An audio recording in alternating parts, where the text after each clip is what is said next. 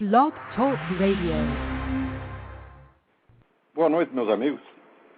Estamos aqui de volta, como sempre, com uma variedade de assuntos que ultrapassa a própria duração do nosso programa.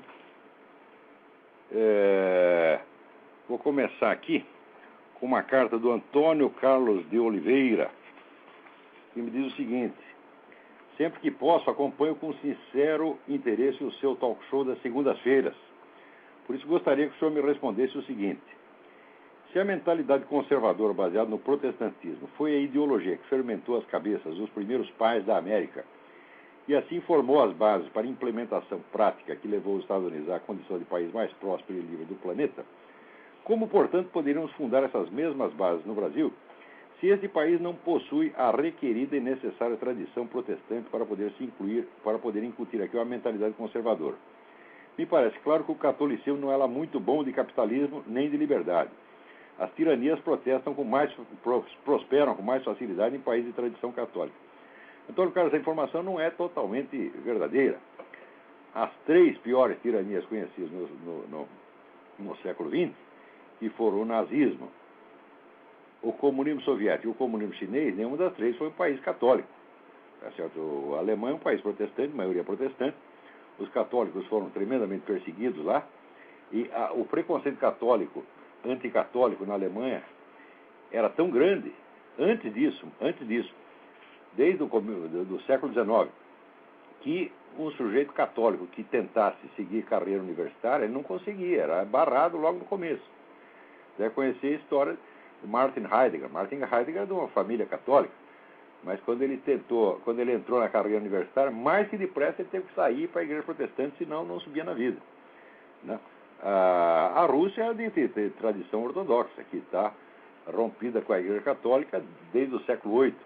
Tá certo? E a China é um país de tradição confuciana e parcialmente taoísta. Quer dizer, o catolicismo não tem absolutamente nada a ver com isso, né? As condições que propiciaram o surgimento dessas ditaduras, ditaduras de curta duração, na verdade, e que não são totalitárias, na América Latina, são outras que não têm nada a ver com a Igreja Católica, né? Eu acho que tanto o protestantismo quanto o catolicismo são perfeitamente adaptáveis, né, às condições do capitalismo. Existe algum problema aí com relação à doutrina social da Igreja que eu discuti num artigo chamado Cristianismo e Capitalismo. Eu vou achar esse artigo, é antigo já, que saiu na antiga revista Bravo, onde eu comento algumas dificuldades que existem, mas são coisas superficiais, facilmente consertáveis. Agora, o que tem que parar mesmo é a briga entre as religiões cristãs. Isso aí só serve para atrapalhar. Quer dizer, se você quer me ver mudar de personalidade, que nem o médico monstro, daí começar a espumar, aparece dois dentes, assim começa a pingar sangue, tá certo? É chegar um negro protestante falando mal da igreja católica, católico falando mal da igreja protestante, ou um cara de uma igreja protestante falando mal do outro, e eu não aguento essas coisas, tá entendendo? Inclusive, por eu ser um partidário intransigente da unidade cristã, eu entendo que existem divergências doutrinais insanáveis. Mas por que nós temos que resolver todas as divergências? Por que nós não podemos deixar algumas delas para Deus resolver no juízo final?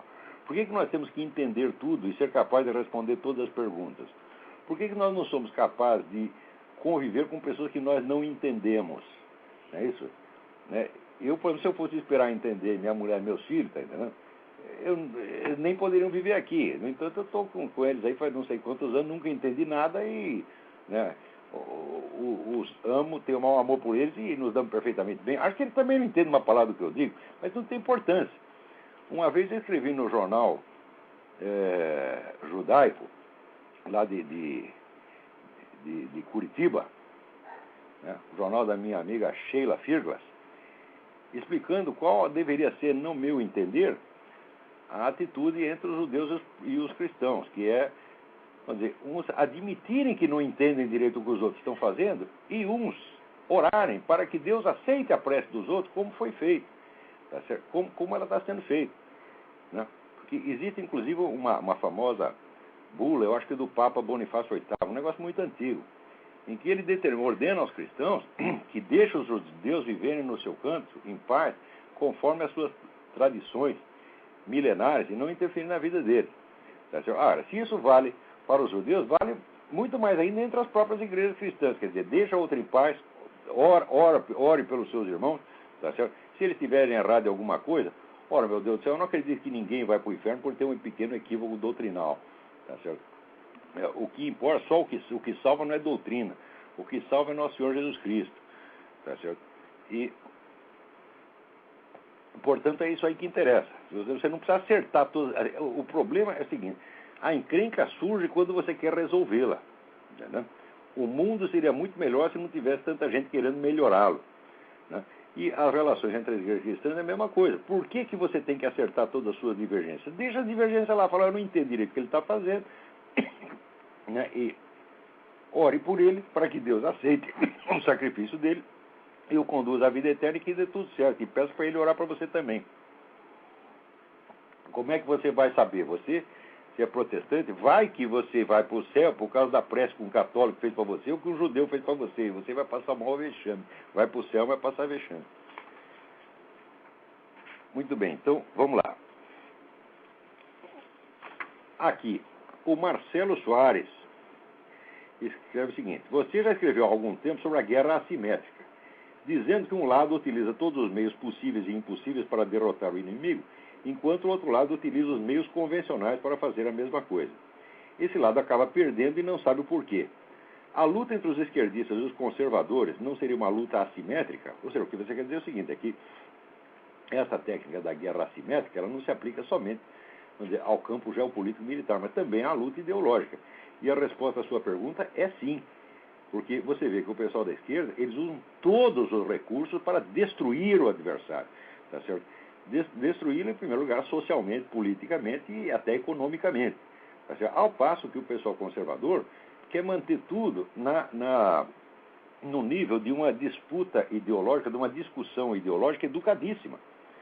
Mas você vê as acusações horríveis que o pessoal da esquerda lança contra todo mundo, e a gente, quando fala uma coisinha a mais contra esses camaradas, todos eles se escandalizam, dizem, você é brutal, você é agressivo. Eu digo, olha, quando eu tive um debate com o João Pedro Stedley, no Rio Grande do Sul, na Bienal do Livro de, eu creio que 1998, uma coisa assim, ele levou lá 200 militantes que começaram a gritar e vaiar para eu não poder falar. Tá certo? E daí eu, vendo que estava sozinho ali, estava em minoria, falei, se eu não tomar providência agora aqui, eu estou lascado. Daí peguei o microfone e disse, cala a boca!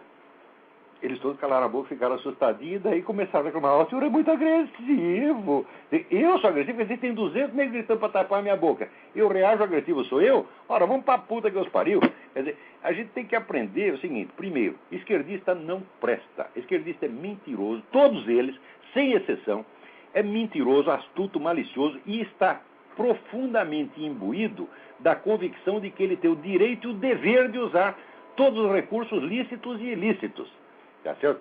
Até, vamos dizer, Bertolt Brecht, que é um cara sem vergonha que eles adoram, ele dizia o seguinte, mentir em favor da verdade. Eu digo, como é possível você mentir em favor da verdade? Fica mentindo, só vai criando mais mentira, mais mentira, mais mentira.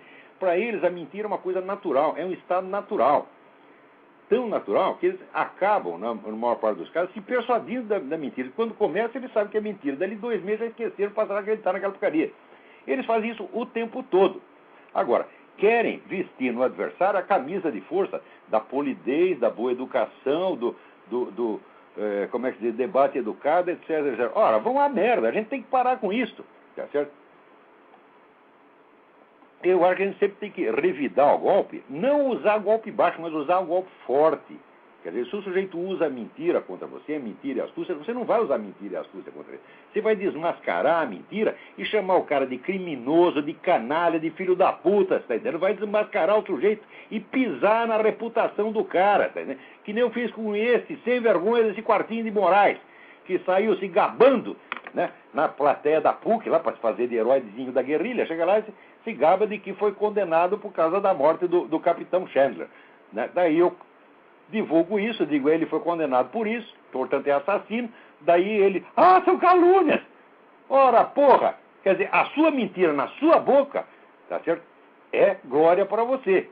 Quando eu endosso a sua mentira, acredito na sua mentira e a publico, vira calúnia. Mas tu não tem vergonha na cara, Quartinho. Tu não vale o que come.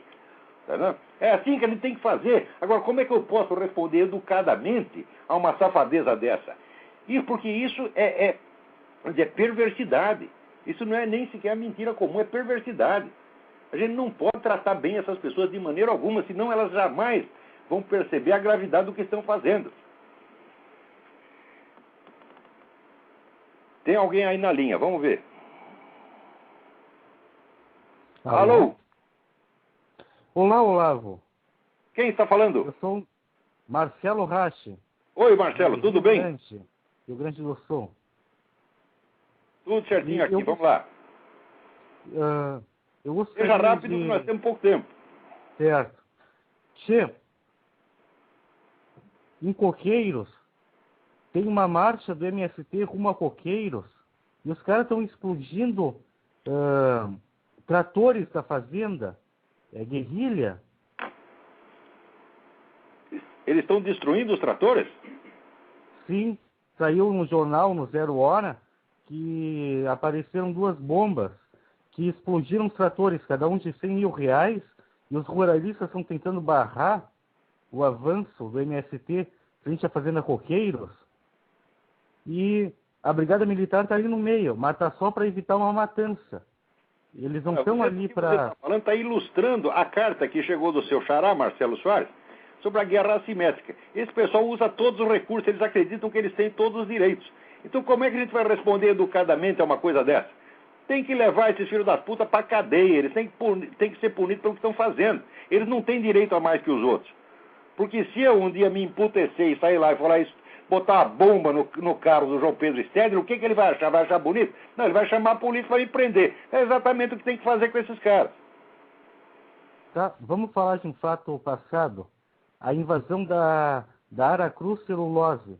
Entraram num centro de pesquisa, quebraram tudo e pisotearam todos os eucaliptos que eram 20 anos de pesquisa. Ninguém foi preso. Pois é, mas isso aí é exatamente a guerra assimétrica. Então o sujeito faz o seguinte, ele coloca na testa dele um cartaz escrito assim, movimentos sociais. Então se você tem movimentos sociais, você pode fazer tudo. Você pode roubar, destruir, tocar fogo, matar, estuprar, você vai ser sempre lindo. Porque você foi decretado vítima da sociedade, você é pobre que nem o Lula, tá certo? E tem lá o filho bilionário, continua fazendo de pobrezinho. O João Pedro Stedler também, que é de família de boa situação no Rio Grande, é economista formado pela PUC do Rio Grande, coisa que eu jamais poderia ter pago com a idade dele, fica se fazendo de pobre e se arroga todos os direitos. Então, esta desonestidade, essa coisa assimétrica, está na base mesma da mentalidade revolucionária. Isso tem já 4 séculos de tradição. E essa porcaria vai sendo passada de geração em geração. Cada um inventa novos truques, mais sórdidos que o do anterior, sempre se fazendo, vamos dizer, de defensor do que existe mais belo, elevado e puro no mundo. Tá certo? Então, e nós não. Nós somos sempre... Qualquer objeção que você tenha contra ele, você já é um desclassificado, você é um inimigo da espécie humana, tá certo? Você não tem direito de abrir a boca, tá certo? Então, é por isso que o comunismo mata 100 milhões de pessoas e ainda continua sendo decente ser comunista. Para mim não é decente, para mim ser comunista é a mesma coisa que ser nazista. São todos filhos da puta do primeiro ao último, ninguém tem o direito, tá certo? De ser comunista e dizer que é um homem honrado. Comunista honrado é quadrado redondo, todo comunista é um sem vergonha, filho da puta, cúmplice de homicídio em massa, é um sangrento, é uma mentalidade vampiresca, que baba sangue, tá certo? Eu vou dizer que comunista come criancinha. Olha, comunista não come criancinha diretamente, mas veja o que fazem na China, desde que existe a China. Eles não querem ter filha mulher, porque filha mulher não pode pegar no pesado. Então o que eles fazem? Tem a filha mulher, eles jogam pro porco comer, e depois come o porco, tá certo? Isso é alta civilização chinesa, inaugurada lá pelo Mao Tse Tung. Como é que nós podemos tratar essas pessoas como se fossem pessoas normais e honradas? Não são todos bandidos, do primeiro ao último. Agora, no Brasil existe essa instituição horrenda chamada PCdoB. PCdoB é o partido maoísta, é o partido que apoiou o regime chinês, é um partido cúmplice de genocídio. A existência do PCdoB é uma vergonha. Essa merda tinha que estar fechada e seus membros tinham que estar na cadeia por crimes contra a humanidade. Tá certo? Olha, crime contra a humanidade. O seu Luiz Inácio Lula da Silva tinha que estar na cadeia por crime contra a humanidade. Por quê? Porque ele fica afagando a cabeça das Farc, enquanto as Farc ficam treinando uma do PCC e do Comando Vermelho para matar dezenas de milhares de brasileiros por ano. Tá certo? E o homem tratando as Farc como se fosse uma organização digna e honrada. Isso aí, soma tudo, isso é crime contra a humanidade, meu Deus do céu. Agora, não adianta acusar o Lula de, ele desviou dinheiro, não sei o que. Quando o camarada é cúmplice de genocídio, cúmplice de homicídio em massa, você não precisa dizer que ele é ladrão também, você está entendendo? Porque senão fica aquele negócio de condenar o Al Capone porque sonegou imposto. Isso é uma vergonha, você faz isso quando você não tem prova do crime. Mas a prova da cumplicidade do Lula com a Farc existe. Está assinada por ele foi presidente fundador do Foro de São Paulo e toda hora está passando a mão na cabeça desses filhos da puta. Tá certo? E a gente ainda querem que a gente responda isso educadamente. Fala, não tem educação. Ter educação com uma coisa dessa é uma blasfêmia. É você colocar a regra de polidez acima da verdade. Eu jamais farei isso. Você está entendendo? Porque eu duvido que no juízo final, nosso Senhor Jesus Cristo vai me imputar a falta de educação. Diz, olha, tu vai para o inferno porque você fala palavrão. Tá certo? Ao contrário, quem diante de uma coisa dessa não fala palavrão, esse aqui será condenado. Tá certo? Por omissão.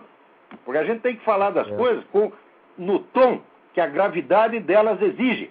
E falar palavrão para isso é até educação demais. Tá certo? Porque eu acho que esse pessoal não merece nem ouvir palavrão, merece é tapa na cara, cuspida no olho, tá certo? E ser jogado numa cela de prisão para apodrecer lá o resto da vida. É o lugar de todos esses caras, de todos esses cúmplices de genocídio. Bom, eu gostaria de falar um pouco. Nós não temos mais tempo para esse assunto. Tudo bem. A mensagem do MST já foi dada. Obrigado. Obrigado pela participação. Liga a semana que vem novamente. Certo. Obrigado. Vamos lá, agora tem um monte de assuntos aqui. Olha, aqui tem umas perguntas interessantes mandadas pelo Davi Carvalho. Ele mandou 3 perguntas. 1. O senhor pode comentar sobre o relatório Kinsey no programa? Alguma denúncia do relatório foi publicada em português? Meu filho, nada se publica em português, tá certo? Em português só se publica merda. O movimento editorial brasileiro, tá certo? É puro tráfico de drogas, você tá entendendo? Agora, quando você precisa de informação mesmo, tu tem que saber pelo menos 3 línguas. Tem que saber espanhol, inglês e francês. Senão você não vai saber de nada do que se passa no mundo. Tá certo? Agora, sobre o relatório Kinsey, vocês têm que ler este livro aqui. Kinsey, Crimes and Consequences. Escrito pela doutora Judith, com TH, J-U-D-I-T-H, A. Reisman, R-E-I-S-M-A-N. Tá certo? Esse livro aqui contém toda a história do Kinsey. O Kinsey, para começo de conversa, ele fazia pesquisas nos presídios e hospitais psiquiátricos sobre a conduta sexual dos prisioneiros e doentes mentais e depois publicava aquilo como se fosse a conduta da população normal americana. Quer dizer, então aí fica normal você ser estuprador, pedófilo, etc, etc. O próprio Kinsey era pedófilo. Tá certo? O Kinsey fazia isso. Ele e a mulher dele, 2 vagabundos sem vergonha, faziam experiência com um garoto menor de idade no sótão da casa deles. Mais ainda, eles acharam um sujeito que era um pedófilo, ex-nazista, ex-oficial nazista, tá certo? Que era, vamos dizer, pedófilo praticante. Então eles contrataram o sujeito e pagaram dinheiro para ele, depois das suas experiências com os garotos, ele fazer relatórios de como é que ele sentiu, como é que o garoto sentiu. Quer dizer, isso aí é cumplicidade com o crime, porque você tem que, quando você sabe que o sujeito está lá estuprando um menino, você não tem que pedir relatório para ele, você tem que denunciar o nego para a polícia. Então, o lugar desse Kinsey era na cadeia. E, infelizmente, enquanto ele viveu, não foi possível mandá-lo para a cadeia, porque essas coisas todas foram reveladas um pouco tarde. Tá certo? Algumas já sabiam a vida dele, mas o pessoal se acovardou e não quis botar a boca no mundo. Então, quem fez isso foi a doutora Judith, que é uma pessoa benemérita, pela qual eu tenho o maior respeito. Peraí, tem alguém na linha, mas eu ainda estou respondendo aqui as perguntas do Davi Carvalho. Tem mais 2 perguntas. Né? 2. O senhor pode comentar sobre a crítica ao melhor dos mundos, de Leibniz, que há no Cândido de Voltaire? Voltaire não entendeu uma palavra de Leibniz. Uma palavra de Leibniz. Tá certo? O que ele disse foi que na esfera, vamos dizer, metafísica, considerando os vários universos possíveis, tá certo? Deus não faria o pior, tá certo? Mas quando Leibniz falava o possível, ele levava em conta uma distinção que ele falava entre os possíveis e os compossíveis. Possível é aquilo que é possível abstratamente em si, mas compossível é aquilo que é possível ao mesmo tempo. Agora você imagina os milhares, bilhões de condições simultâneas que tem que estar em vigor para que esse universo exista. Então, nessa combinação, Leibniz diz, não seria possível, tá certo? Deus ter inventado uma combinação melhor do que esta. Daí, Leibniz, Voltaire, que não entendia nada de filosofia, tá certo? Que era um semi-analfabeto em filosofia, a única coisa que ele estudou foi a filosofia de Newton. Tá certo? O resto, quase tudo que ele escreveu sobre filosofia, é tudo besteira. Voltaire era um amador, tá certo? Era um bom jornalista, afinal de contas, escrevia gostosinho. Era uma espécie de Luiz Fernando Veríssimo com um pouco de gênio, tá certo? Então, Voltaire entendeu a noção comparativa em sentido absoluto e quis dizer que, segundo Leibniz, tudo nesse mundo é divino maravilhoso, tá certo? Tanto não é divino maravilhoso que existia o próprio Voltaire, tá certo? O que Leibniz quis dizer não é que tudo aqui é lindo, maravilhoso. Não, é que tudo aqui é melhor do que poderia ser num outro universo, né, possível. Agora, no universo tal como ele existe, há até criaturas, vamos dizer, um fenômeno como esse Voltaire, que é um mentiroso compulsivo, tá certo? Sujeito assim, desonesto até o fundo da alma, que até hoje é lido como se fosse, né, não um grande filósofo, ninguém jamais o considerou um grande filósofo, mas um grande escritor. Quando, na verdade, é apenas ele é o inventor do jornalismo moderno, tá certo? Terceira pergunta, quais são as origens do debate ciência e fé? O debate, tal como ele é formulado hoje, nós devemos a origem dele a Immanuel Kant, tá certo? Que faz uma distinção radical, taxativa, entre o que é matéria de mera crença e o que é matéria de conhecimento. Essa distinção não se sustenta. Existe um filósofo holandês, protestante, chamado Herman Doywaerd. Doywaerd escreveu, tá certo, livros importantes, que reduz a nada esta distinção estereotipada na qual todo mundo continua se baseando. Por exemplo, aqui está o artigo do Carlos Alberto Doria, na Folha, né, em que diz: é perda de tempo discutir os fundamentos da fé. Filosoficamente, a fé é uma premissa indemonstrável. Isso aí é o que disse Kant 200 anos atrás. E está totalmente errado. Vamos ver agora quem está na linha aí para falar. Alô? Alô, quem é? Alô? Alô, quem está Alô? falando? Quem está falando? Oi, Olavo? Sim, sou eu. Olavo? Sim. Oi, é Rosângela, da Alemanha. Oi, Rosângela, tudo bem? Tudo bom, Olavo? Você desculpa, eu tô com uma diferença de horário incrível aqui. Olavo, eu acabei de ler um artigo que realmente não dá para acreditar. Dentro do Farol da Democracia, a Cristine Fontanelli tem um artigo lá sobre esse tratado que foi assinado na ONU sobre a determinação dos povos e tudo mais. E eu queria, não sei se você está a par disso, do que anda acontecendo naquela parte do Brasil lá. Não. Você está perplexa e tem razão de estar perplexa, é uma coisa absolutamente escandalosa. Quer dizer, a ONU e vários poderes globalistas estão, nesse mesmo momento, desmantelando ativamente as soberanias nacionais, entre as quais a do Brasil e até a dos Estados Unidos e da Inglaterra. Então, e um dos truques usados para isso é pegar as tribos indígenas e demarcar o território delas e constituí-las como nações independentes. Quando você for ver a cultura indígena não tem sequer o conceito de nação, o conceito de Estado Nacional. Então, sim. É um truque inventado, vamos dizer, para desmantelar as soberanias nacionais e meter a pata em tudo. Agora, quem colabora com isso? É a esquerda internacional inteira. E, ao mesmo tempo, se faz de nacionalista nos países do terceiro mundo. Pois é, Olavo, agora o que me deixa um pouco assim perplexo é que eu acho que a maioria dos brasileiros não tem a mínima ideia. Às vezes eu até me pergunto o que o pessoal lá de cima dessa região também, se eles têm uma ideia do que está acontecendo realmente. É uma coisa muito maquiavélica, não? Porque no Brasil se formou, vamos dizer, esse complexo semântico de que a esquerda é nacionalista e a direita é entreguista. Agora, se você ler o meu artigo que saiu hoje no Diário do Comércio, que já deve estar inclusive na minha página, você vai ver que há 20 anos eu dizia para os meus alunos: você quer saber o que é entreguismo? Espera o PT chegar ao poder.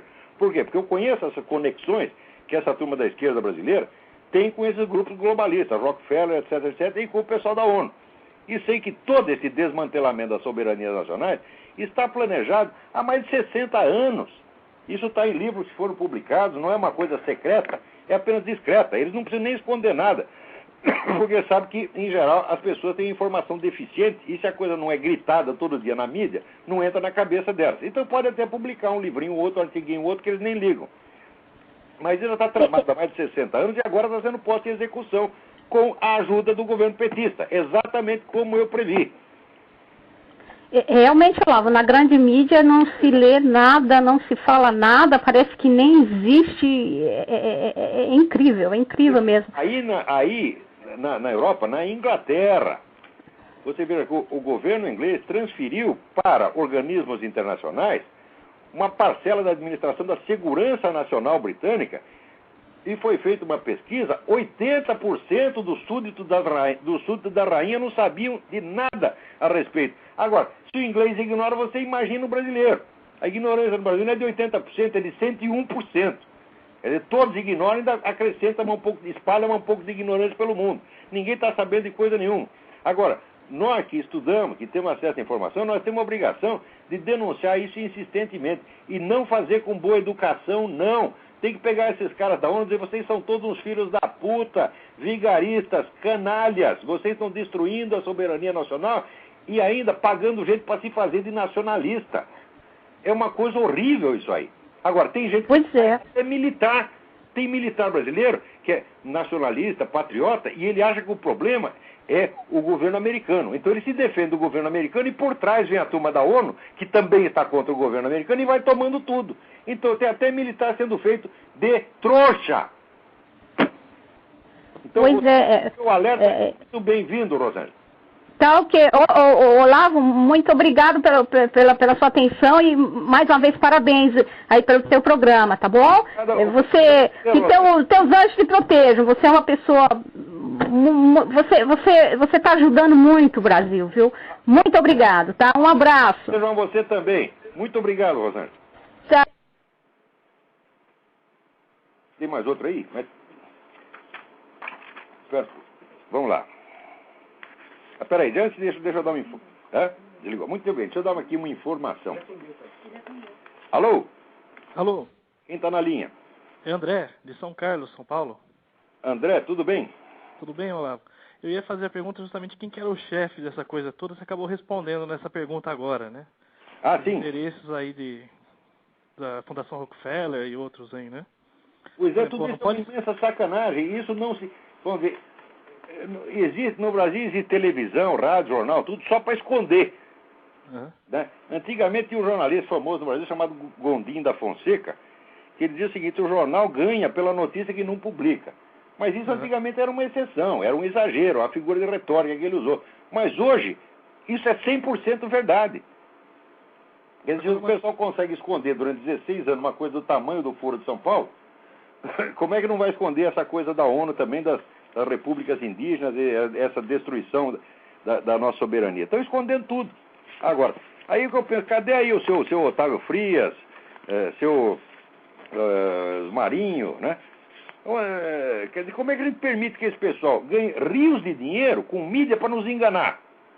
Por que os leitores não se ajuntam e não processam esses camaradas, tá certo? Não fazem queixa na delegacia do consumidor? Porque eu acho que se um jornal anuncia cobertura isenta e depois ele esconde tudo o que está acontecendo e só noticia o que interessa, ou ao seu dono, ou àquela putada comunista da redação, tá certo? Ele está cometendo uma infração ao Código do Consumidor. A essa altura já deveria existir milhares de queixas na delegacia do consumidor contra a Folha, contra o Globo, contra toda essa gente, que não estão cumprindo a sua missão jornalística. Eu me lembro que a Folha uma vez noticiou atrocidades cometidas contra cristãos na China, porque eu insisti, eu pessoalmente escrevia toda semana, 2 ou 3 vezes para o Otávio Frias, enchendo o saco dele. Como é? Vai noticiar, não vai noticiar, não vai noticiar. Daí ele, para se livrar de mim, publicou, uma vezinha. Agora, essa coisa, por exemplo, de Guantánamo, tá, a prisão de Guantánamo, onde ninguém foi morto, ninguém foi agredido, onde o máximo que fizeram foi botar a calcinha na cabeça do soldado muçulmano, ele se sentiu muito humilhado, tá certo?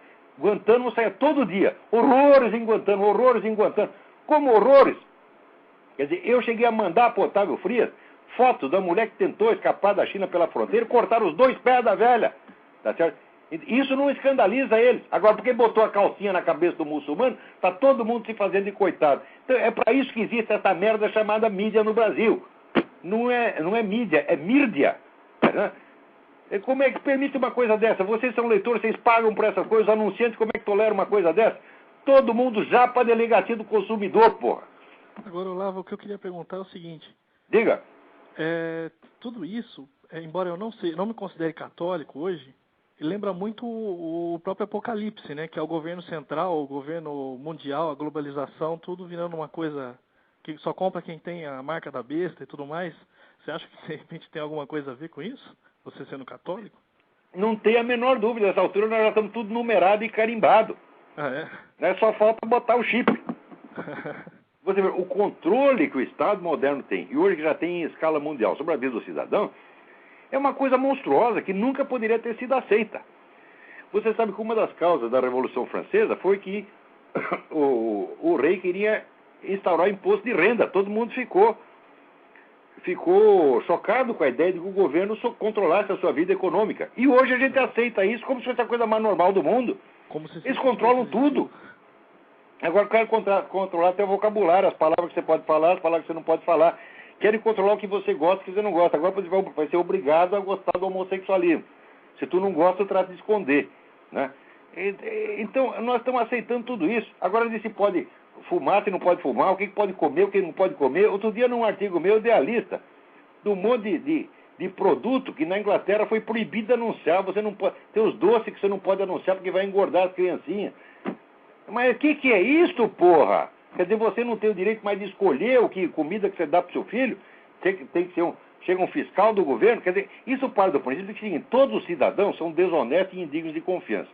Honestos e dignos de confiança são só os funcionários do Estado. Ora, me diga o seguinte, onde que tem mais roubalheira? Não é exatamente no governo? Empresa privada, se fosse ter tanta roubalheira quanto o governo, ia à falência agora. Governo, quanto mais rouba, mais prospera. Então, são justamente esses ladrões, vagabundos, filha da puta, que vêm fiscalizar a nossa vida. Complicado. Bom, obrigado, Olavo. Obrigado eu. Até mais. Agora, aqui tem umas notícias muitíssimo interessantes. Primeiro, vamos começar assim. Saiu um artigo hoje do meu amigo Roberto Fendt, no Diário do Comércio, em que ele diz que a pesquisa do Banco Mundial busca medir o aumento de negócio em 178 países. Quanto mais bem colocado o país, menos hostil é o ambiente aos novos empreendimentos. Em 2006, a boa notícia é que o Brasil ficou classificado em 121º lugar entre os 178 países estudados. Só que agora, em 2007, nós ficamos um pouco pior. Fomos para 122º. Quer dizer que estamos atrás da Namíbia, da Botsuana, Sri Lanka. Tá certo? Ou seja, no Brasil, ter negócio é proibido. Você quer assim, abrir uma firma para ter um carrinho de pipoca, você leva 9 meses para preencher os formulários, ficar na fila, pagar 40% de imposto, e depois os caras estranham que o país tem problema. E ainda diz que o governo é bom porque está dando dinheiro para os pobres. Como dando dinheiro para os pobres? Ele tomou dos próprios pobres, meu Deus do céu. Quer dizer, um povo que paga 40% de imposto está de mãos e pés amarrados. É só o governo que pode ganhar dinheiro. Ganhar dinheiro é proibido. Agora, por que acontecem essas coisas no Brasil? Veja aqui. O Moacir, da revista Varig, me escreve aqui. Deu no jornal Destaque de São Paulo hoje. Brasil é um dos últimos no ranking mundial de mentes brilhantes. O Índice Global de Talentos é um indicador desenvolvido pelas consultorias Economist e Intelligence Unit, filiado ao grupo britânico The Economist, e pela Heidrick & Struggles de Chicago. O Brasil deve cair de 23º lugar em 2007 para 25º em 2012 em um ranking de 30 países. Ou seja, só 5 países nos superam na escala de burrice. Né? E você vai ver que são países muito mais pobres do que o Brasil. Quer dizer, como é que a gente pode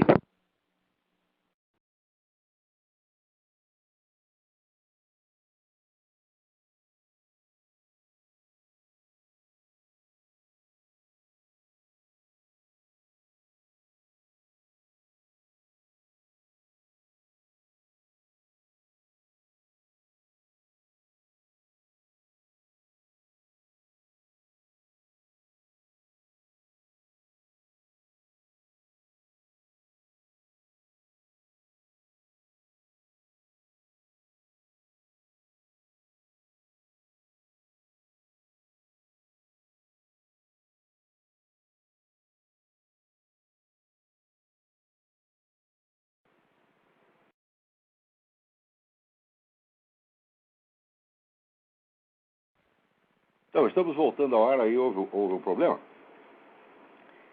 Então, eu estava comentando aqui a notícia que foi enviada pelo Moacir da revista Varig, de que no ranking mundial das chamadas mentes brilhantes, o Brasil está caindo de 23º, do 23º lugar para o 25º numa escala de 30 países.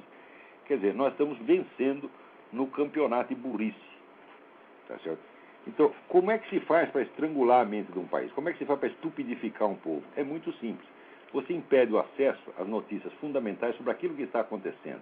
Quer dizer, quando os fatores reais, fundamentais, que determinam a sua vida não podem ser discutidos, então você só começa a discutir sobre coisas, vamos dizer, sobre assuntos padronizados, sobre estereótipos, e você vai se afastando cada vez mais da realidade. Isto é a receita certa do emburrecimento. Quer dizer, você só fala do que não está acontecendo.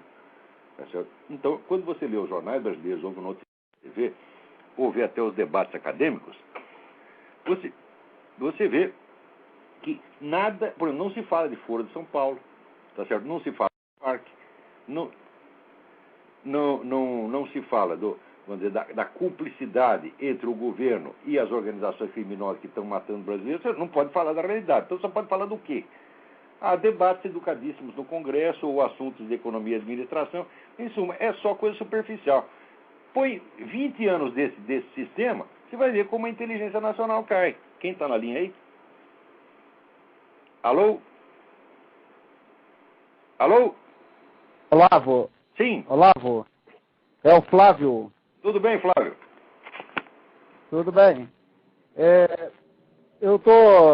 Eu entrei pelo Skype, eu não estou conseguindo te acompanhar em tempo real. Eu não sei se a pergunta que eu tenho que fazer talvez esteja um pouco fora do contexto. Vamos lá. A respeito dos métodos contraceptivos. Diga. Olavo? Estou ouvindo perfeitamente. Faça a sua pergunta. É a respeito sobre os métodos contraceptivos. Existe para algum católico algum método contraceptivo ou algum método para casal, né, casado, ou tem que ser, existe algum... Que eu saiba não existe, tá certo? Mas esse negócio ainda está em muita discussão. Agora, preste atenção, não está entre as minhas atribuições dizer às pessoas o que elas devem ou não devem fazer, você está entendendo? Porque na minha audiência tem pessoas que são católicas, pessoas que são protestantes, que é judeu, que é ateu, tem todo mundo, tá certo? E eu não sou um diretor de consciência, eu não sou um sacerdote, tá entendendo? Então a pessoa deve conversar com o seu diretor de consciência, com o sacerdote, e buscar orientação, tá certo? Eu, sinceramente, se me perguntar qual é a sua opinião sobre métodos contraceptivos, eu não tenho nenhuma porque eu não estudei o assunto, nem do ponto de vista médico, nem do ponto de vista moral, o suficiente para ter alguma opinião. E eu, se tem alguma coisa de que me orgulho, é de não ter opinião nenhuma sobre aquilo que eu não conheço. Então, eu não sou autoridade para falar desse negócio. Tá ótimo, tá básico e muito obrigado. Obrigado a você. Falou, tudo de bom. Falou. Você também. Tem mais alguém aí? Então vamos lá. Alô, Olavo. Sim, diga. É Marcelo de São Paulo, como vai? Oi, tudo bem? Tudo bem, Olavo. Olha, queria que você fizesse um comentário aí sobre uma coisa, falando em atrocidades que você mencionou já no começo do Blog Talk Radio de hoje. A Veja publicou uma matéria sobre o Che Guevara. Na verdade, eu fiquei um pouco assim, pasmado, porque não era aquele tipo de coisa que a gente está acostumado a ouvir. Ele é pintado como um herói. Eu não sei se você viu a reportagem, se todos aqueles fatos são verídicos. Não li a matéria, acabei de recebê-la. Ele é apresentado como um verdadeiro facínora, né? Tem detalhes aí super interessantes. Isso é verdade, porque as informações que eu tenho, muitas tiradas do livro do Humberto Fontova, que é um jornalista cubano que mora aqui, que entende disso pra caramba e conheceu toda essa gente, e também por informação do Carlos Alberto Montaner, que era amigo de infância do Fidel Castro, e também por um funcionário cubano exilado que eu conheci no Rio Grande do Sul, E que eu lembro até que levei o sujeito para almoçar numa churrascaria gaúcha, e quando terminou ele disse, olha, hoje aqui eu comi mais carne do que durante toda a década de 80 em Cuba. Tá certo? Então, todo esse pessoal, a informação que eles têm é que o sujeito era sanguinário mesmo, era um carniceiro.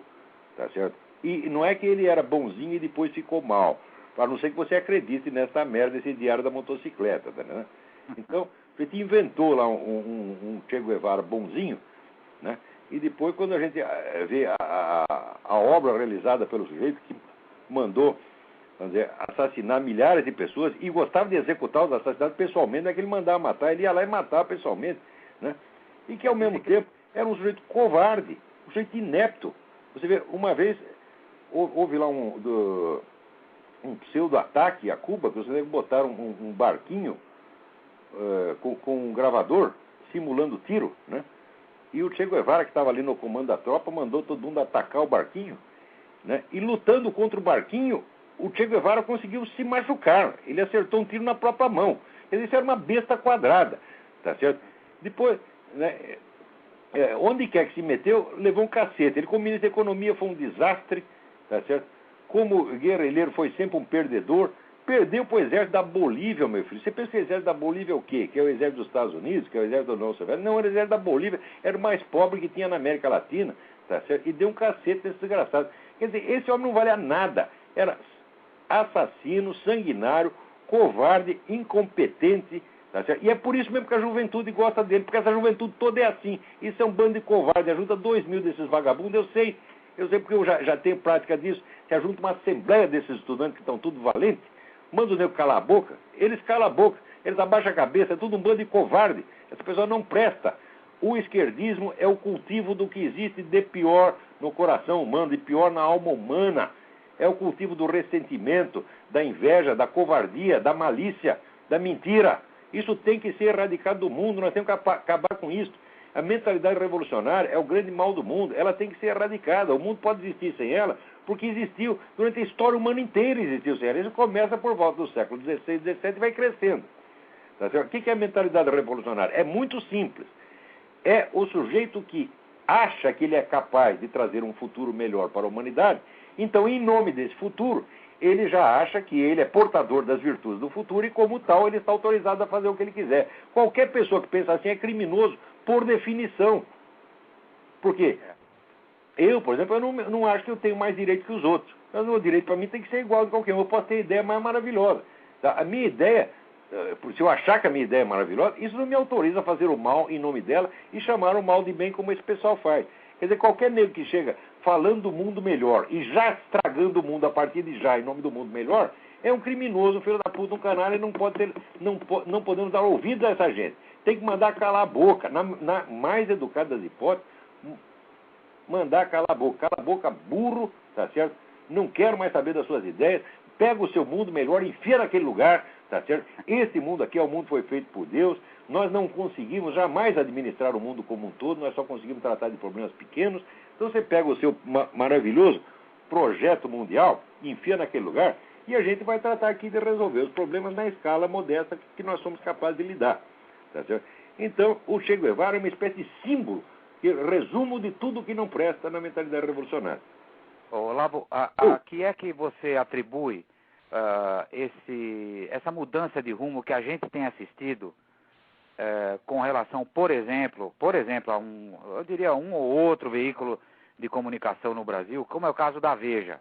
A Veja tem sofrido muito ataque desse governo de bandido, de Petralha, exatamente porque tem feito uma crítica relativamente, aparentemente honesta, quer dizer, tem de tudo lá dentro. Mas eu não entendo qual é a da Veja, quer dizer, ou o Roberto Tivita é mais esperto do que o pai, ou eles se deram conta de que foram colaboracionistas com a esquerda por anos, eu não sei, como é que você vê isso? Você vê que no ponto de vista da cultura e da concepção do mundo, eles continuam tão esquerdistas quando você for, eles não são direitistas nem conservadores, são apenas antipetistas. Uhum. Agora, no Brasil de hoje só não é antipetista quem é petista e está ganhando dinheiro com isso, o resto não aguenta mais, não há saco humano que aguente o PT. Tá certo? Tem gente que defende, né, Olavo? Tem gente que insiste em defender o PT. Sim, vamos dizer, como dizia o Roberto Campos, no Brasil a burrice tem um passado glorioso e um futuro promissor. Tá certo? Então sempre vai haver essas pessoas, tá entendendo? Mas, agora, dentro da classe empresarial, por mais preguiçoso que seja o cérebro das pessoas, elas acabam percebendo alguma coisa. Eles veem esse negócio de Foro de São Paulo, de FARC, faz 15 anos que eu estou escrevendo isso. No fim de 15 anos, né, o cérebro do sujeito começa a se mover um pouquinho, né, lentamente, começa a emergir das sombras, né, como um sujeito que estivesse congelado na geladeira durante 40 anos, vai, né, daí você abriu a geladeira, ele começa a sair de lá, esboçar os primeiros movimentos, né, e começa a desconfiar, né, de que talvez haja uma ameaça de possibilidade, de suspeita, de hipótese, de que talvez esteja até acontecendo alguma coisa. Tá certo? E daí o nego começa a escrever. Basta ele fazer isso, basta ele dizer talvez, imediatamente ele já é rotulado de extremista de direita, golpista, inimigo do povo, etc, etc. Ou seja, esse pessoal se acomodou tanto à dominação esquerdista que agora a esquerda não tem mais tolerância, a esquerda não está acostumada em ter uma oposição de verdade. Eles só gostam de oposição, né? Aquela oposição comprada. Eles sempre gostaram de ter oposição comprada. Agora, então eles não aceitam mais nenhuma objeção. E a Veja caiu justamente nesse intervalo, nesse espaço. Ela ocupou esse espaço, que é a revista que diz aquele mínimo de verdade indispensáveis. A Veja, vamos dizer, ela fez até essa coisa de ato de coragem de contratar o Reinaldo Azevedo. Eu não sei como fizeram isso. Sensacional. Que é um jornalista sensacional. Acho ótimo tudo que ele está fazendo. Né? Então botaram lá o Diogo Mainardi, que é um sujeito engraçadíssimo, que sempre ele sabe, né, pegar essa turma petista, né, pelo bolso. Sensacional na denúncia. É a parte mais corrupta deles, né? É justamente o bolso. Agora, o Diogo não fala o negócio da FARC, essa coisa toda, ele não tem informação sobre isso. Né? Mas o Reinaldo ainda fala. Agora, com o tempo, o pessoal vai percebendo. O problema é que, às vezes, quando leva tempo demais, daí não dá mais para salvar o paciente. Não adianta você descobrir o remédio depois que o nego morreu. Tá? E no Brasil, essa preguiça mental, tá certo? Essa covardia intelectual, não querer ver a realidade, o nego suspeita que o problema é grande demais para a cabeça dele, daí ele fecha os olhos, né? Não quero saber, não quero ver. Tá? Daí mais tarde, quando ele muda de ideia e quer ver, fala, bom, aí ele vai ver, mas aí é tarde para consertar. Agora, de qualquer maneira, eu acho que o trabalho que a Veja está fazendo ainda é bom, embora na parte cultural, na parte das ideias, ela ainda seja escrava da ideologia esquerdista que, através da Revolução Cultural Gramsciana, modificou a cabeça desse país e modificou para pior. Ok, Olavo. Muito obrigado obrigado pela sua participação. Parabéns pelo seu programa e até a próxima. Obrigadão. Peraí, tem uma coisa aqui que eu precisava. Aqui, ó. Carlos Otaviano de Medeiros Mangueira pergunta: como tenho alguns colegas que adoram citar Maquiavel e não consigo concordar com nada do que ele escreveu, eu gostaria de saber a fonte da afirmação abaixo, citada em recente editorial do Diário do Comércio. Aspas, não digo jamais aquilo que creio, nem creio naquilo que digo. E se descubro algum pedacinho da verdade, trato logo de escondê-lo sob tantas mentiras que se torna impossível encontrar essa declaração de Maquiavel. Isto foi uma carta que ele escreveu ao seu amigo Guicciardini. Essa carta é reproduzida na edição Martelli das obras completas de Maquiavel e é também citada num trabalho que talvez você encontre na internet do Dante Germino. Dante Germino é um grande estudioso de Maquiavel e eu acho que é professor de uma universidade aqui nos Estados Unidos, e ele tem um trabalho que se chama Was Machiavelli a Spiritual Realist? Era Maquiavel um realista espiritual? Então, você com o nome Dante Germino e pelo título Was Machiavelli a Spiritual Realist, você pode encontrar isso na internet e está lá citado com a página certinha da edição Martelli das obras completas de Maquiavel. A frase é de Maquiavel, sim, é uma coisa genuína, não é uma coisa desconhecida, e está lá na carta ao Guicciardini. Esta frase é muito importante, porque aqui o Maquiavel está falando em particular para um amigo a respeito da sua obra pública. Tá certo? Né? Portanto, não tem aquele negócio do paradoxo do mentiroso. Se o nego diz que é mentiroso, ele está dizendo a verdade. Né? Ele está dizendo a verdade, não é mentiroso. Não é isso não. Aqui tem dois planos como é que se diz, de linguagem. Um é o da linguagem pública que está nos livros, e outro da linguagem privada, que ele se dirige a um amigo. Então, aqui ele está dizendo a verdade, sim. Eu tenho um estudo sobre Maquiavel, que eu espero que em breve seja publicado. É um estudo grande, tá certo? Onde eu vou mostrando que a estratégia dessas mentiras cruzadas e mescladas é exatamente o que Maquiavel faz nos textos dele.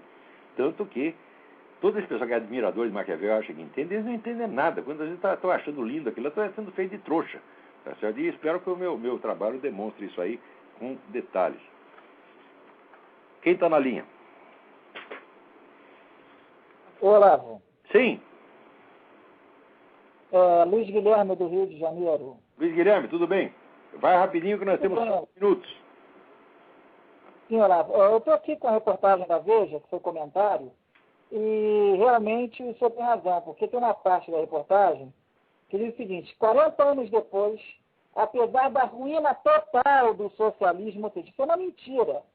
40 anos depois, apesar da ruína total do socialismo, sua figura, referindo-se a Che Guevara, permanece intocável no panteão dos mitos. Ou seja, ela faz uma reportagem, aliás, muito bem feita sobre Che Guevara, mas parte de uma premissa equivocada, que é a ruína total do socialismo. Perfeitamente. O socialismo teve ruína econômica, quer dizer, o socialismo como regime econômico é inviável, mas política e culturalmente ele só tem sucesso, porque esse pessoal não sabe assim, ganhar dinheiro para sustentar o povo, tá certo? Mas criar um movimento político para enganar o mundo inteiro e explorar os outros, isso ninguém sabe como eles. Então, eles são um fracasso econômico, tá certo? Mas são um sucesso estratégico. Quanto mais eles fracassam na esfera econômica, mais autoridade adquirem, mais gente eles conseguem enganar. Então, o regime socialista foi para as cucuias, mas o socialismo como movimento político é hoje mais poderoso do que nunca. Exatamente. Então a Veja ainda está caindo nessa história de que o comunismo acabou. Acabou uma pinóia. A KGB está lá no lugar, manda tanto quanto mandava antes. Né? Leiam o livro daqueles espião agente da KGB, Alexander Litvinenko. Isso chama Blowing Up Russia, explodindo a Rússia. Está tudo lá. Quem manda na Rússia é a KGB. Agora, antes de terminar, um assunto aqui que eu tenho que falar de qualquer maneira. Teve um debate na Gazeta do Povo do Paraná, tá certo? Só comunista foi chamado para opinar, e todos acham que os livros do tal do Mário Schmidt não tem nada demais. Aliás, o governo também lançou de que o livro não faz apologia do comunismo. Nós queremos nos fazer de trouxa. A Revolução Cultural não se faz através da apologia aberta do comunismo, se faz ensinando, mudando a estrutura de pensamento das pessoas e não simplesmente o conteúdo do pensamento. Muda a estrutura de modo que elas pensem como comunistas sem saber que são comunistas. E é exatamente assim a receita do Antônio Gramsci, eles fazem exatamente isso. Daí você diz que eles estão fazendo propaganda comunista, eles dizem, não, nós não falamos bem do comunismo. Não, você não falou bem do comunismo, você só ensinou as pessoas a raciocinar exatamente como o comunista quer que pense. Quer ver? Aqui no livro de educação física, né, usado no ensino público. Está aqui. O esporte como forma de afirmação do sistema capitalista. O que é isso? É o sistema capitalista que obriga os esportistas a treinar até morrer. É ele que pune, né, o jogador de futebol quando perde a partida, manda os caras para a cadeia, ou é o governo cubano que faz isso? Então o sujeito põe aqui, livro de educação física, Karl Marx e Friedrich Engels entendiam que o capitalismo procurava, dentro da sua lógica, transformar tudo em mercadoria. Até parece que é o capitalismo que vive do trabalho escravo, como viveu a Rússia o tempo todo, como vive Cuba até hoje e como ainda vive a China. E com isso, nosso tempo... Alô? Questão dos cubanos, eu estou achando um pouquinho estranho, porque o governo brasileiro teve 2 pesos e 2 medidas, ou seja, para 2 houve um tratamento. Isso é característico. O Lula não está sendo chamado de anestésico, é uma no cravo na ferradura, ele quer agradar todo mundo ao mesmo tempo. Nós não temos realmente mais tempo. Agora, então, muito obrigado a todos e até a semana que vem.